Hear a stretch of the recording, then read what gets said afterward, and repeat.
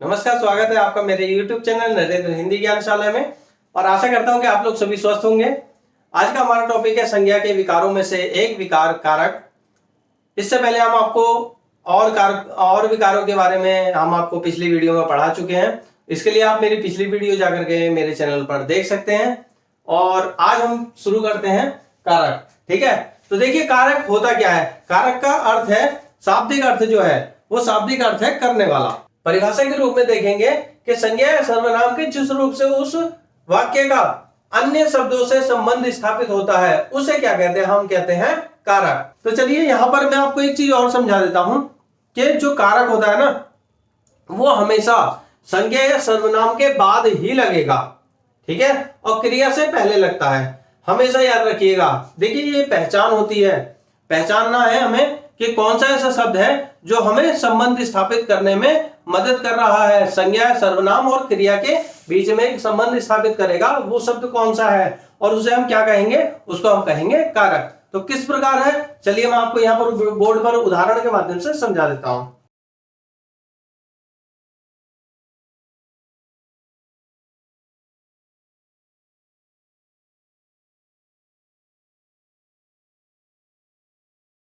अब देखिए इन उदाहरणों में देखेंगे कि राम ने रावण को मारा। अब यहाँ पर कौन कौन से ऐसे शब्द हैं जो क्रिया और हमारे संज्ञा सर्वनाम के बीच में संबंध स्थापित कर रहे हैं। तो देखिए यहाँ पर दो शब्द हैं, एक ने और एक को। ठीक है, तो ये दोनों क्या है, यहाँ पर कारक चिन्ह है। जैसे राम ने खाना खाया, यहाँ पर ने क्या है, यहाँ पर ने जो है हमारा कारक है। राम ने पुस्तक पढ़ी, ने क्या है यहाँ पर कारक है। ठीक है, इसी प्रकार बहुत सारे ऐसे शब्द हैं जिनमें हमें कारकों की पहचान करनी होती है कि कारक है या नहीं है, कौन कौन से शब्द कारक हैं, है ना। तो चले आगे देखते हैं और इसको समझते हैं कि कितने प्रकार के कारक होते हैं और उन्हें क्या बोलते हैं, उनके संकेतों को क्या बोलते हैं, यहाँ पर हम अच्छे से समझेंगे। अब देखिए यहाँ पर कारक कितने प्रकार के होते हैं।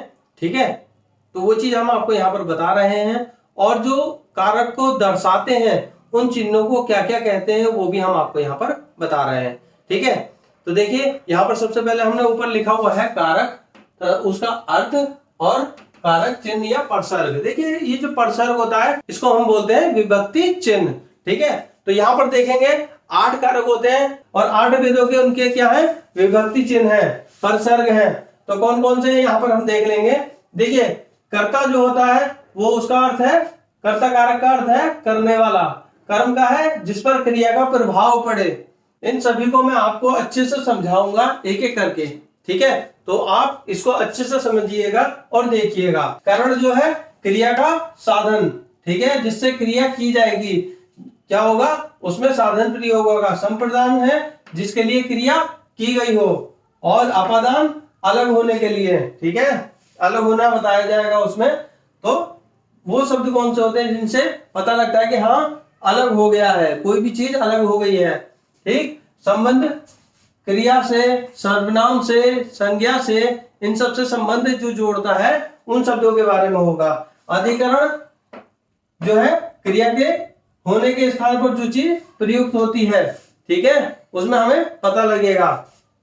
संबोधन, तो ये जो चिन्ह है आप इन चिन्हों को देखिए, इनको हम परसर्ग और विभक्ति चिन्ह भी कहते हैं। तो कर्ता का चिन्ह क्या है, विभक्ति चिन्ह। कर्ता का विभक्ति चिन्ह है ने, कर्म का को, करण का से और के द्वारा, संप्रदान के लिए और को, अपादान से, संबंध का की के रारी रे। ठीक है, अब ये किस तरीके से काम करते हैं उस चीज को हम आपको यहाँ पर अच्छे से समझाएंगे एक एक करके। तो चलिए सबसे पहले हम स्टार्ट करते हैं कर्ता कारक से। तो देखेंगे यहाँ पर कर्ता कारक क्या होता है। देखिए उसको पारिभाषिक रूप में भी यहाँ पर देखेंगे और समझेंगे। ठीक है, तो देखिए यहाँ पर लिखा हुआ है संज्ञा या सर्वनाम का वह रूप जो कार्य कराने वाले का बोध कराता है। ठीक है, कार्य कराने वाले का बोध कराता है, उसको हम क्या कहते हैं, कर्ता कारक कहते हैं। और इसको अगर सिंपल से वे में समझे, सिंपल से शब्दों में, साधारण शब्दों में अगर हम समझे तो यहाँ पर हो जाएगा क्रिया के करने वाले को कर्ता कारक कहा जाता है। जैसे गीता ने पत्र लिखा, तो यहाँ पर क्या हुआ है, अब देखो गीता संज्ञा है और यहाँ पर लिखना क्या है, क्रिया। अगर मैं ये यहां से ने हटा दूं, अगर मैं यहां से ने हटा देता हूं तो क्या इन दो शब्दों में, इन तीनों शब्दों में कोई संबंध स्थापित हो सकेगा? नहीं हो सकेगा। और देखिए याद रखिएगा मेरी इस बात को कि जो कर्ता कारक है, यानी कि जो कर्ता कारक का जो परसर्ग है, जो विभक्ति चिन्ह है, वो हमेशा और हमेशा भूतकालीन जो वाक्य होंगे उन्हीं में लगेगा। कोई भी वाक्य भूतकाल के अलावा ने परसर्ग से जुड़कर नहीं बनेगा। आप कहीं भी सर्च मार लीजिए, कहीं भी कुछ भी कर लीजिए, कोई से भी शब्द उठा लीजिए, जो ये ने कारक है ये केवल भूतकाल में ही प्रयोग होगा। आप शब्द बनाकर देख लीजिए, ये केवल भूतकाल में ही प्रयोग होगा। और कब प्रयोग होगा? संज्ञा या सर्वनाम के बाद, संज्ञा या सर्वनाम के बाद ये प्रयोग होगा और केवल भूतकाल में ही इसको आप प्रयोग में ले सकते हैं। इसके जितने भी वाक्य होंगे वो सारे भूतकाल में बने हुए होंगे। तो आप कोई भी अपना उदाहरण खुद का भी ले लीजिएगा।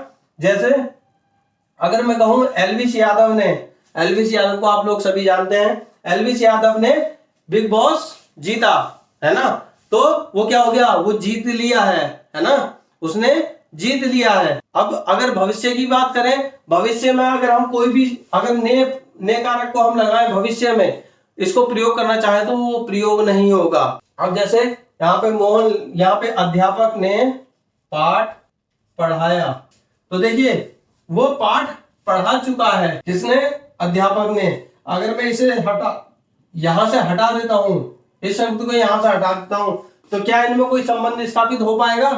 नहीं हो पाएगा। इसीलिए कहा गया है कि संज्ञा या सर्वनाम के जिस रूप से उस वाक्य का या अन्य शब्द से के साथ कोई संबंध स्थापित होता है, तब हम उसे क्या कहते हैं? कारक कहते हैं। ठीक है, जो कारक चिन्ह केवल भूतकाल में प्रयोग हो, उस कारक चिन्ह को हम कौन सा कारक कहेंगे? कर्ता कारक।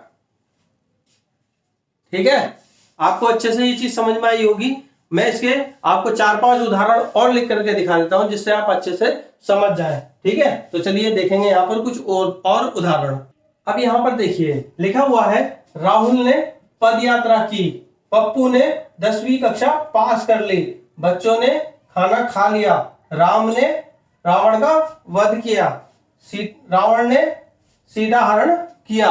अब देखो यहाँ पर जितने भी मैंने यहाँ पर शब्द लिखे हैं, जितने भी यहाँ पर वाक्य लिखे हैं, वो सारे वाक्य देखिए केवल एक चिन्ह से जुड़ रहे हैं। ठीक है, केवल एक ही चिन्ह से जुड़ रहे हैं।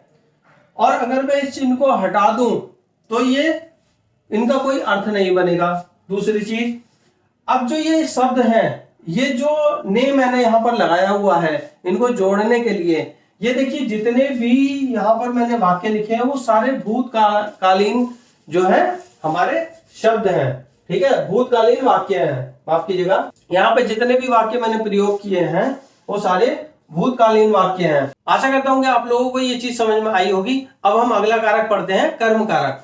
ठीक है, अब यहाँ पर देखिए हमारा है कर्म कारक। देखिए इसकी जो परिभाषा होगी वो मैं आपको बता देता हूं, बाकी अच्छे से समझाने के लिए मैं आपको 2-4 उदाहरण और बताऊंगा और उसको अच्छे से समझाऊंगा कि इसकी पहचान क्या होती है ना। तो देखिए परिभाषा के रूप में हम इसको देख सकते हैं कि जिस संज्ञा शब्द पर क्रिया के कार्य का प्रभाव पड़ता है ना, क्या किसका? देखिए क्रिया के कार्य का प्रभाव पड़ता है, उसे हम क्या कहते हैं? कर्म कारक कहते हैं। इसको हम लोग पारिभाषिक रूप में देखेंगे, जिस संज्ञा शब्द पर क्रिया के कार्य का फल पड़ता है या प्रभाव पड़ता है उसे हम क्या कहते हैं? कर्म कारक कहते हैं। अब जैसे देखिए, अब इसकी पहचान भी मैं आपको यहाँ पर बता रहा हूं। जैसे पुलिस ने चोर को पीटा, और आपको मैंने बताया था कि कर्म कारक के जो चिन्ह होता है वो क्या होता है? को। ठीक है, कारक चिन्ह क्या होता है? परसर्ग क्या होता है? वो होता है को।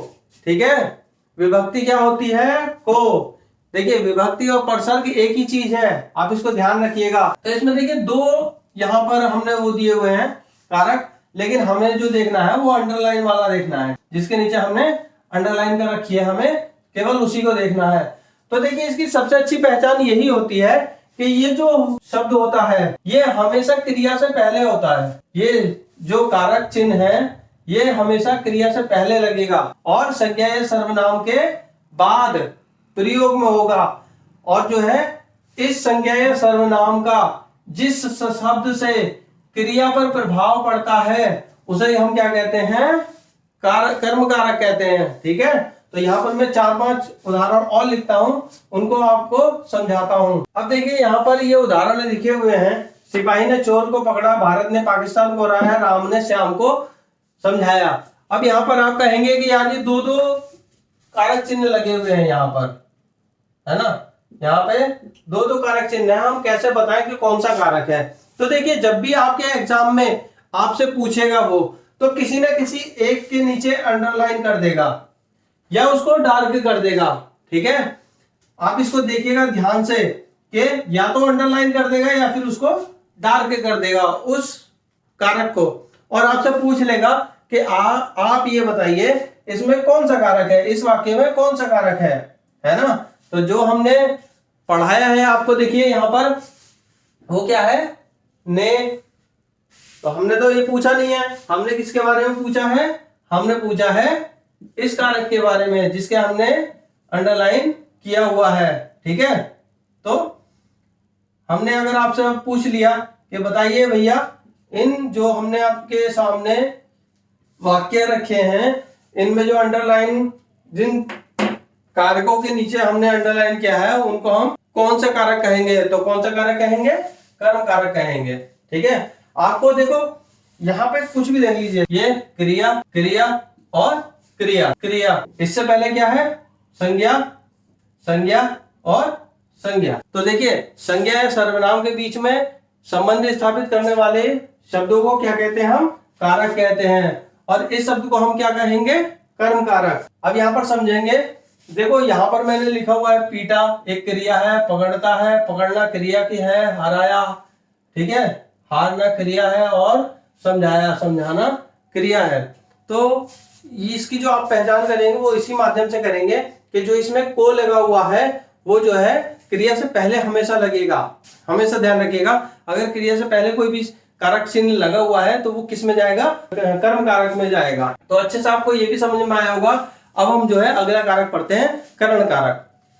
चलिए प्रारंभ करते हैं करण कारक। अब देखिए यहाँ पर पढ़ेंगे करण कारक। देखिए इसकी भी पहचान करने का सिंपल सा एक तरीका है, और मैं आपको एक चीज और बता देता हूँ कि जो ये 8 कारक हैं आप इनके नाम नहीं भूल पाएंगे, है ना, क्योंकि इनका देखो नाम याद करना जरूरी है। जो ये कारक हैं इनके भेदों के नाम याद करना जरूरी है, और क्रम वाइज किस तरीके से हम याद कर सकते हैं वो भी मैं आपको यहाँ पर बताऊंगा। एक सिंपल सी ट्रिक है, उस ट्रिक के माध्यम से आपको वीडियो के अंत में समझा दूंगा। ठीक है, तो हम प्रारंभ करते हैं इसको, करण कारक। अब देखिए यहाँ पर करण कारक होता क्या है, देखिए समझ लीजिए कि इस कारक में आपका जो भी क्रिया होगी उस क्रिया में साधन का प्रयोग जरूर हुआ होगा, है ना। अब देखिए जैसे यहाँ पर उदाहरण के लिए आप देखिए, आप इसे पहचानेंगे कैसे, आपको 3 उदाहरण दिए हुए हैं, आप इन उदाहरण के माध्यम से समझिएगा। देखो सांप लाठी से मारा गया है, ठीक, सुरेश हाथ से ढोल बजाता है, रस्सी से बोरा बांधा जाता है। अब यहाँ पर देखिए आपको अच्छे से इसको और वेरीफाई करने के लिए और इसको छान कर देखने के लिए, समझने के लिए मैं आपको एक छोटी सी ट्रिक बता देता हूं कि आप अगर इस शब्द की जगह इस शब्द का प्रयोग कर देते हैं तभी भी ये शब्द ज्यों का त्यों ही पढ़ा जाएगा, इसका अर्थ बदला नहीं जाएगा, इसका अर्थ नहीं बदलेगा। आप इसको प्रयोग कर सकते हैं इसके स्थान पर, और इसके स्थान पर प्रयोग करने के बाद आप खुद देखेंगे कि जो वाक्य है इसका अर्थ बदलेगा नहीं। चाहे आप ट्राई कर लीजिए, इधर देखिएगा, यहां पर देखिए सांप लाठी के द्वारा मारा गया, क्या ये बदल गया, क्या इसका अर्थ बदल गया इस वाक्य का, नहीं बदला। ऐसे ही आप हमेशा देख लीजिएगा, क्योंकि कंफ्यूज होते हैं लोग, कुछ लोग कंफ्यूज होते हैं एक दूसरे कारक में, कौन से कारक में वो मैं आपको आगे पढ़ाऊंगा कि किस प्रकार जो है कंफ्यूजन उत्पन्न हो जाता है, कंफ्यूजन बन जाता है, भ्रम पैदा हो जाता है ना। तो हम लोग उस चीज को देखेंगे। यहां पर क्या है, इस वाक्य में आप खुद देखिए, मैंने के द्वारा प्रयोग कर दिया, से की जगह के द्वारा प्रयोग कर दिया, लेकिन वाक्य का कोई अर्थ नहीं बदला। इसी प्रकार अगर मैं ये कहूं सुरेश हाथ के द्वारा ढोल बजाता है, तो इसका अर्थ नहीं बदलेगा। अगर रस्सी के द्वारा बोरा बांधा जाता है, तभी भी इसका कोई अर्थ नहीं बदलेगा। आप इस चीज को अच्छे से ध्यान रख लीजिएगा और इसको अच्छे से समझिएगा। देखिए मेरा जो मेन मकसद रहता है, वो रहता है आपको अच्छे से समझा देना, ताकि आप आने वाले एग्जाम में, किसी भी एग्जाम में आप पहचान कर पाए, किसी भी चीज की अच्छे से पहचान कर पाए, है ना। तो चलिए इसको प्रयोग कर लेते हैं और अगला कारक पढ़ते हैं हम, संप्रदान कारक। ठीक है, अब देखिए यहाँ पर है संप्रदान कारक, जिसके लिए कार्य किया गया उसे क्या हम कहेंगे, संप्रदान कारक। क्या हम लोगों को पहचान होनी चाहिए कि कौन सा कारक है, सबसे इंपोर्टेंट चीज हमारे लिए यही है ना। तो हम इसमें देखेंगे कि हम किस तरीके से इसको पहचान सकते हैं। देखो इसमें जो है ना हमेशा देने का भाव रहेगा, कोई भी चीज प्रदान करने के लिए रहेगी। राम ने श्याम को 50 रुपए दिए। अब आप कहेंगे कि यार जो कारक चिन्ह है वो आपने पहले भी बताया था कर्म कारक में। तो देखो कर्म कारक में जो था वो क्या था, वो क्रिया से पहले ही प्रयोग हो रहा था और संज्ञा सर्वनाम के बीच में क्या कर रहा था, वो संबंध स्थापित कर रहा था, है ना। तो उस चीज को समझेंगे। तो यहाँ पर देखेंगे इसमें क्या है, देने का भाव है ना। देखो तो यहाँ पर क्या है, को। एक चीज और मैं आपको बता देता हूँ इसमें, जैसे मान लो कि मैं को के शब्द पे कुछ और प्रयोग करना चाह रहा हूँ, है ना। जैसे अगर आप कर्म कारक में आप के लिए प्रयोग नहीं कर सकते, जो के लिए शब्द है उसको प्रयोग नहीं कर सकते। क्यों नहीं कर सकते, क्योंकि वहां पे अर्थ चेंज हो जाएगा, अर्थ बदल जाएगा। इसलिए आप यहां पर क्या कर सकते हैं, अब देखो यहां पर के लिए की जगह मैं को लगा दूंगा, तुलसी, ठीक है, तुलसी के लिए ही जैसे राम ने जन्म लिया, तुलसी के वास्ते ही जैसे राम ने जन्म लिया। अब इसमें क्या है, विभक्ति चिन्ह कौन कौन से हैं, देखो विभक्ति चिन्ह को, के लिए और के वास्ते, है ना। अब के लिए की जगह अगर मैं के वास्ते लिख दूं यहां पर, तो अर्थ चेंज होगा क्या, अर्थ चेंज नहीं होगा। वाक्य पूरा का वैसा ही रहेगा, वैसा का वैसा ही रहेगा, अर्थ चेंज नहीं होगा। और इस वास्ते की जगह अगर मैं के लिए रख दूं तब भी क्या अर्थ चेंज होगा, नहीं होगा, है ना। यहां पर देखो को शब्द है, यहां पर देने का भाव आ गया, ठीक है, के लिए और किसके वास्ते, पिताजी विवेक के वास्ते पुस्तक लाए, है ना। तो यहां पर देखो ये जो शब्द हैं, ये जो वाक्य हैं, इन वाक्यों में क्या प्रयोग हुआ है, देने का भाव, प्रदान करने का भाव। इसलिए हमेशा देखो क्या लिखा हुआ है, संप्रदान, प्रदान, देने का भाव, किसी को भी कोई भी वस्तु देने का भाव, है ना। तो हमने भिखारी को 50 रुपए दिए, हमने गाय को दान कर दिया, है ना। पिताजी ने विवेक को कंप्यूटर दिया, या विवेक के वास्ते कंप्यूटर दिया, या विवेक के लिए कंप्यूटर दिया। हम एक ही वाक्य को 3 तरीके से बोल सकते हैं और तीनों क्या है हमारे, कैसे हैं, कैसे चिन्ह है, ये संप्रदान कारक के चिन्ह हैं, संप्रदान कारक के प्रसर्ग हैं, ठीक है। तो आप इन चीज को समझ लीजिएगा। देखिए समझना ही सबसे ज्यादा जरूरी होता है ना, समझना ही सबसे ज्यादा जरूरी होता है। आप इसको समझिए, यहां पर क्या है, उसमें जो को था, कर्म कारक में जो को था वो क्रिया के साथ था, यहां पर क्या है, देने के भाव के साथ, है ना, प्रदान कर रहा है। तो चलिए अब हम अगला कारक पढ़ते हैं। अगला कारक हमारा है अपादान कारक, ठीक है। तो चलिए स्टार्ट करते हैं। यहां देखेंगे अपादान कारक, है ना। तो ये अपादान कारक क्या होता है, जैसे किसी एक वस्तु व्यक्ति का दूसरे व्यक्ति वस्तु से अलग होना, उसका बोध हो जाए, उसका हमें पता लग जाए, उसे हम क्या कहेंगे, अपादान कारक कहेंगे। अब ये जो अपादान कारक होता है ये कौन से शब्दों से हमें जो है पहचान में आता है, ये है से, जो एक शब्द है से,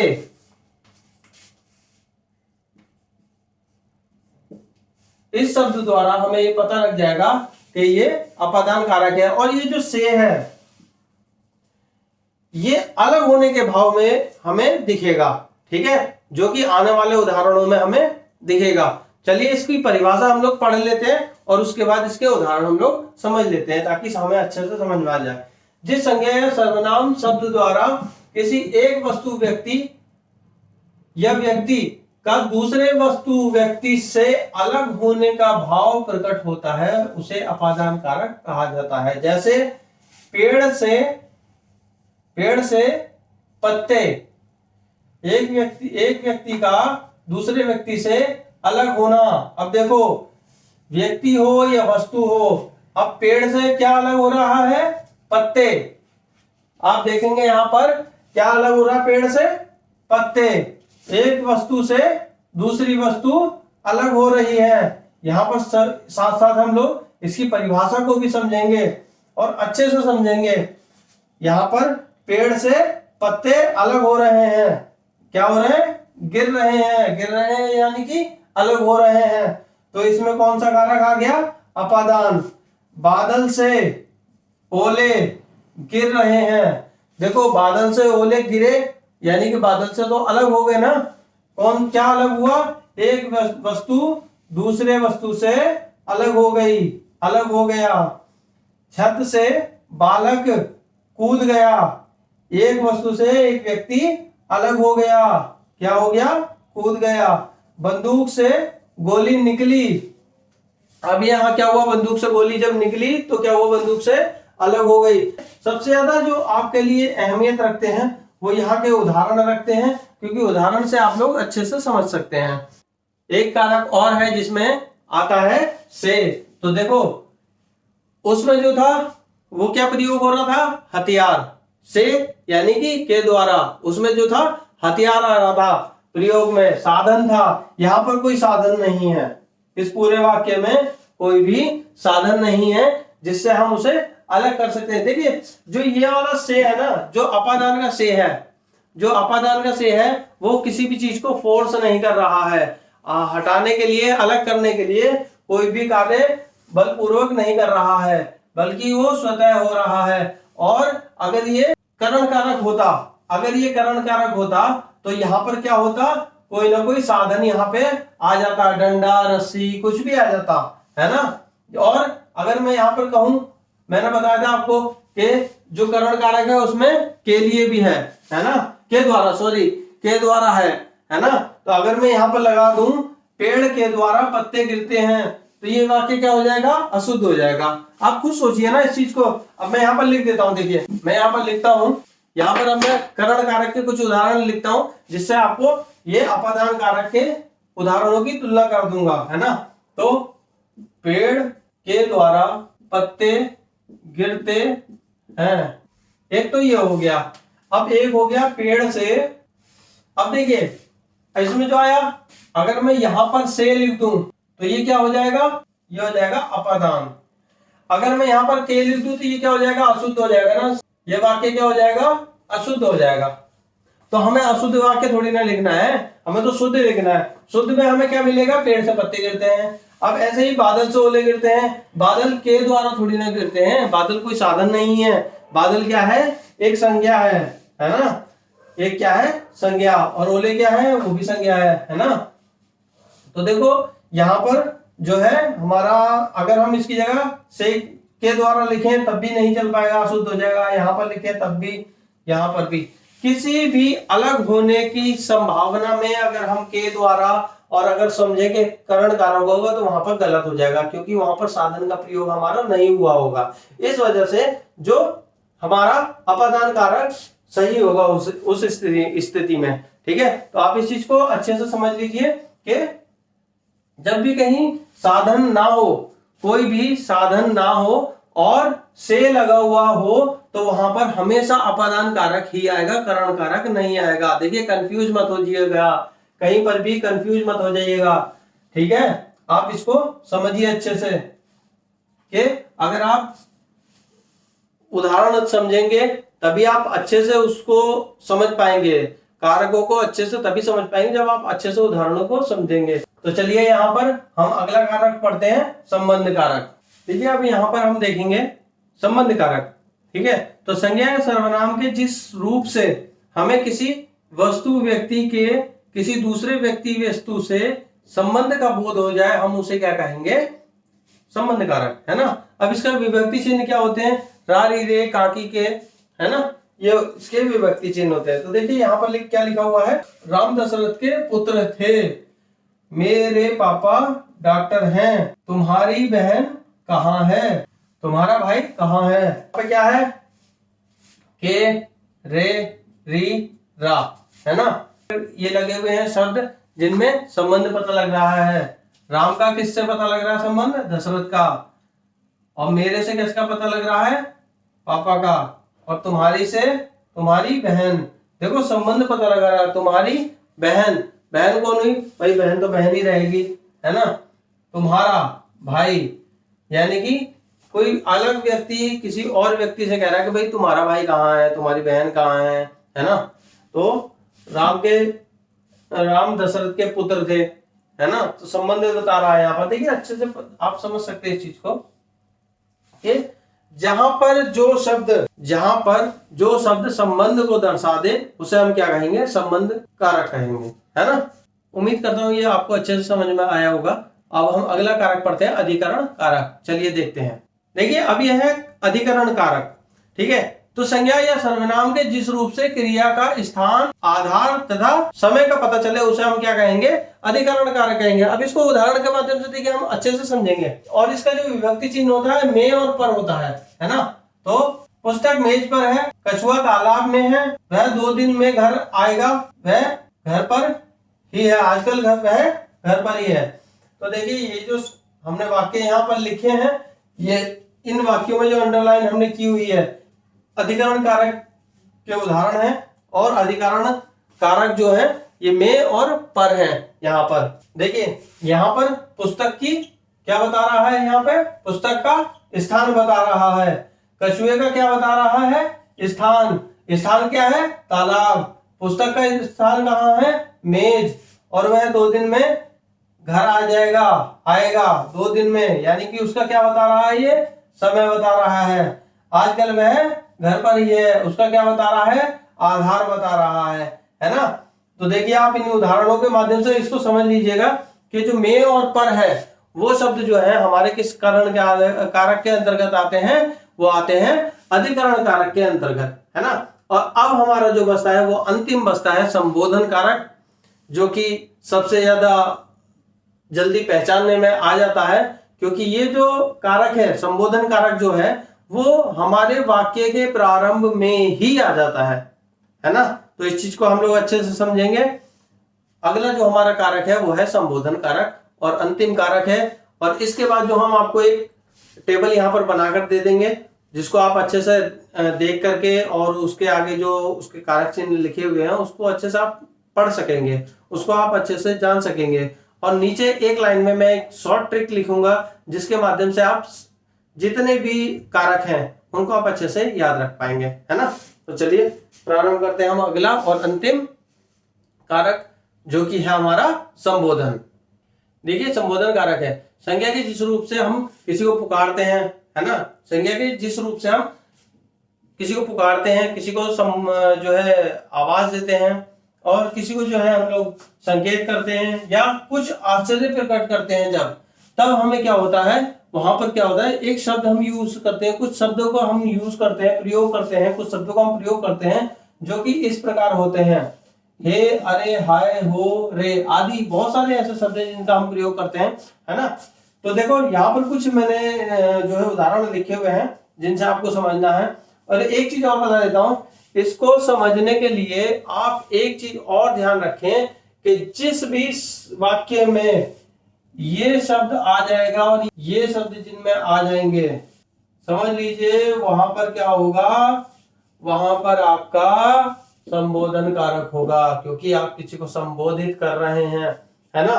तो इसको भूलना नहीं है, इसको अच्छे से समझना है। देखिए बहुत सबसे सिंपल जो आपको कारक मिलेगा वो यही मिलेगा, जिसको आप अच्छे से और आसानी से पहचान सकते हैं। उसमें आपको देख लीजिए, यहाँ पर मैंने उदाहरण लिखे हुए हैं, जैसे अरे तुम क्या कर रहे हो, देखो आश्चर्य हो गया ना, अच्छा अरे तुम क्या कर रहे हो भाई, है ना।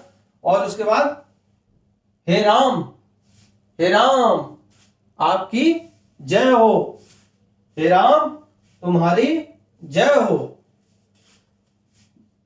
ओ मेरी बात सुनो, है ना। किसी को क्या करा, पुकार लिया, ओ मेरी बात सुनो, है ना। और यहाँ पर क्या है, हाय वह मर गया, क्या हो गया, हाय वह मर गया, है ना।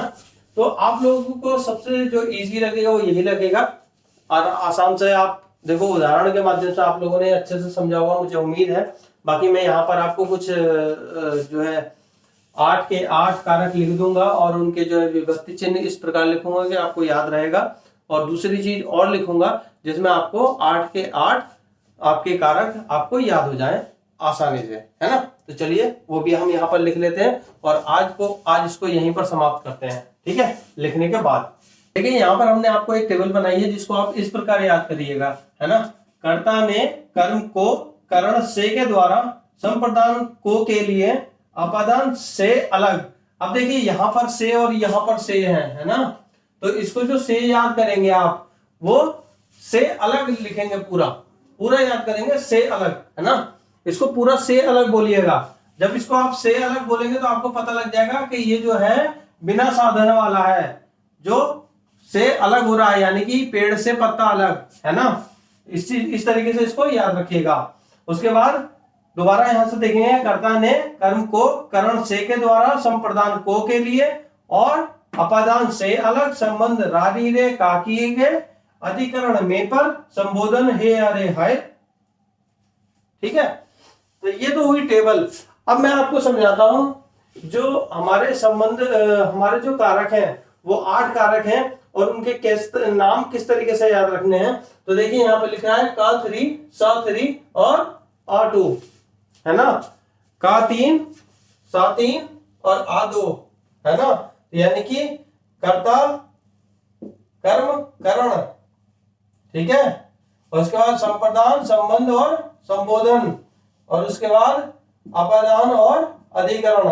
अब देखिए ये 8 हो गए, 1 2 3 4 5 6 7 और 1 8, ठीक है। 8 आपके कारक इस लाइन के अंदर आ गए, है ना। तो आप इसको अच्छे से याद कर लीजिएगा, देख लीजिएगा। और उम्मीद करता हूं कि आपको मेरी वीडियो अच्छी लगी होगी, पसंद आई होगी।